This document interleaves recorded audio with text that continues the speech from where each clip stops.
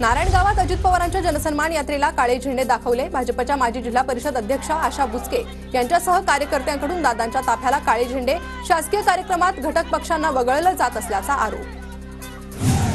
नारायणगावमध्ये भाजपचे पदाधिकारी पोलिसांच्या ताब्यात, अजितदादांच्या विरोधात आंदोलन करणारे पदाधिकारी ताब्यात। महायुतीत राहणं मान्य नसल्याचं अजित पवारांनी जाहीर करावं, अजित पवारांनी पालकत्वाची भूमिका पाळली नाही। भाजपच्या माजी जिल्हा परिषद अध्यक्षा आशा बुचकेंसह कार्यकर्ते आक्रमक। तालुक्यामध्ये सगळ्यांना विश्वासात घेऊन काम झालं पाहिजे। या ठिकाणी यांना महायुती मान्य नाही, त्या अजित पवारांनी या ठिकाणी डिक्लेअर करावा की माझा काही संबंध नाही। भाजप नेत्या आशा बुचके यांची प्रकृती खालावली। आशा बुचके यांचं सकाळी अजित पवारांविरोधात आंदोलन, रक्तदाब वाढल्यानं रुग्णालयात उपचार सुरू। आशा बुचकेंनी केलेली स्टंटबाजी आहे। झेंडे दाखवण्यापेक्षा अजितदादांकडे आले असते तर त्यांचं म्हणणं ऐकून घेतलं असतं। चाकणकरांचा हल्ला बोल।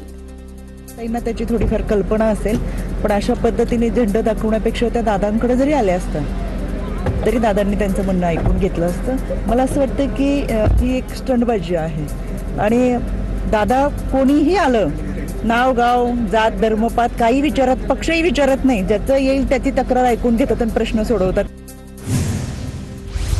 दादांना काळे झेंडे दाखवले, फडणवीसांनी तत्काळ खुलासा करावा। अजित पवार गटाचे नेते अमोल मिटकरींची मागणी, तर जनसन्मान यात्रा हा राष्ट्रवादी काँग्रेस पक्षाचा स्वतंत्र कार्यक्रम, मिटकरींचं भाजप आंदोलकांना प्रत्युत्तर।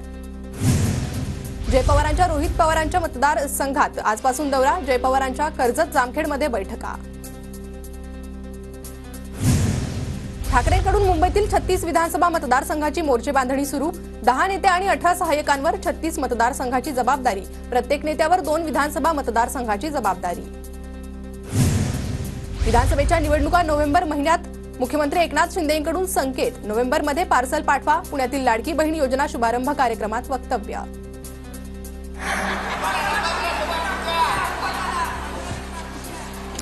आता तुमच्या हातात आहे ना, नोव्हेंबर मध्ये पार्सल पाठवा।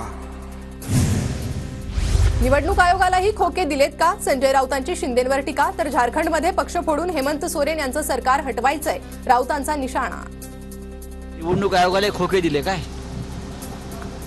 निवडणूक आयोगाला खोके दिले का?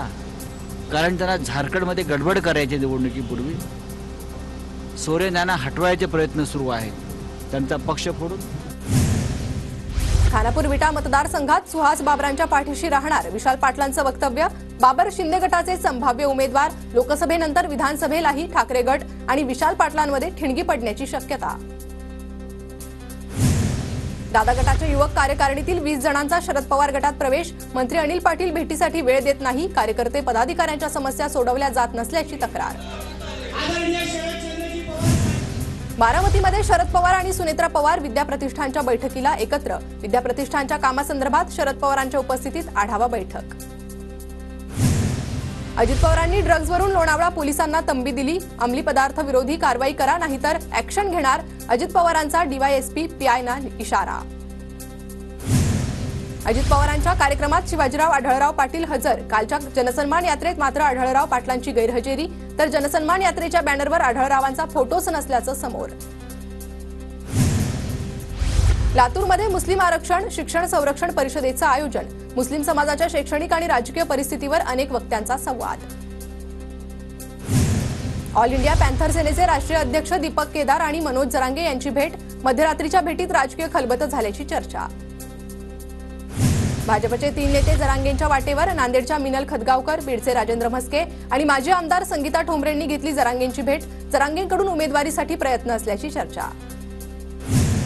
मराठ्यांनी उभा देश चालवायचाय, आरक्षण कुठून काढलं, मराठ्यांनी आरक्षण मागावं का, संभाजी भिडेंचा मराठा आरक्षणावरून सवाल।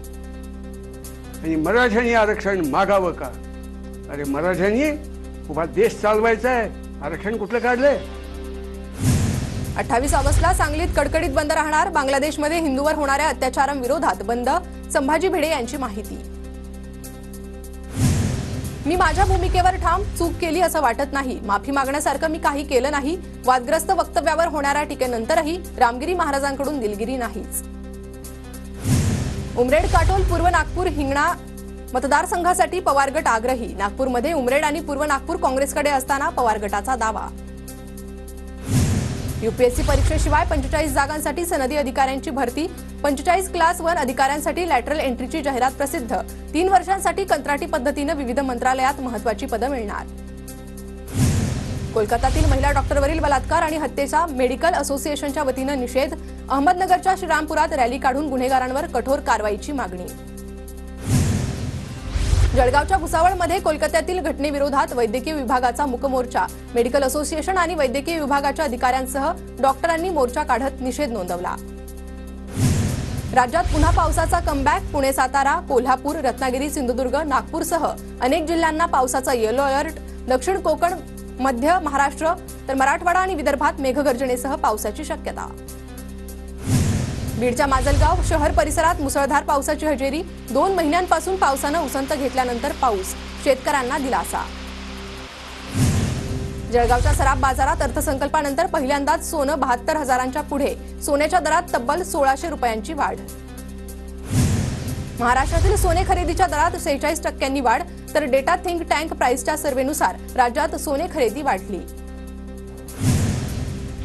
जळगावच्या चोपडात लाडकी बहीण योजनेचे पैसे महिलांच्या खात्यात जमा, महिलांकडून पेढे वाटत आनंद साजरा.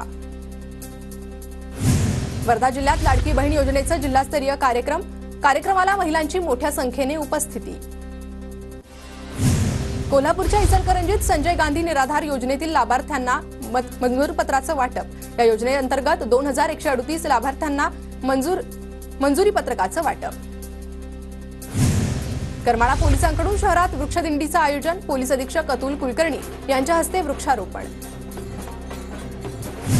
बीडच्या परळीत 5 दिवसीय राज्यस्तरीय कृषी महोत्सवाचं आयोजन, 21 ते 25 ऑगस्ट दरम्यान कृषी महोत्सव असणार, मुख्यमंत्री उपमुख्यमंत्र्यांच्या हस्ते उद्घाटन होणार.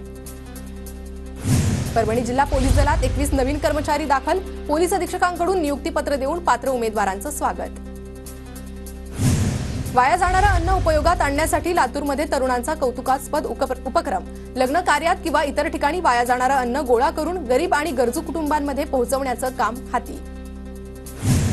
पिंपरी चिंचवडमध्ये सकल हिंदू समाजाचा मोर्चा, बांगलादेशमधील घटनेच्या निषेधार्थ हिंदू बांधव रस्त्यावर, बांगलादेशमधील हिंदूवरील अत्याचाराविरोधात पिंपरी रेल्वे स्टेशन परिसरात मोर्चा. छत्रपती संभाजीनगर जिल्ह्यात खराब बिस्किट खाल्ल्यामुळे 250 मुलांना विषबाधा, 7 जणांची प्रकृती चिंताजनक. केकत जळगावच्या जिल्हा परिषद शाळेतला प्रकार. गडचिरोलीत गाय वाटपाच्या प्रकरणात 1 वर्षापासून चौकशीत असलेले शुभम गुप्ता अखेर दोषी. 2022-23 मध्ये भामरागड प्रकल्प अधिकारी अंतर्गत दुभत्या गाय वाटप प्रकरणात भ्रष्टाचार झाल्याचा आरोप. 1 वर्षानंतर चौकशी अहवाल सादर.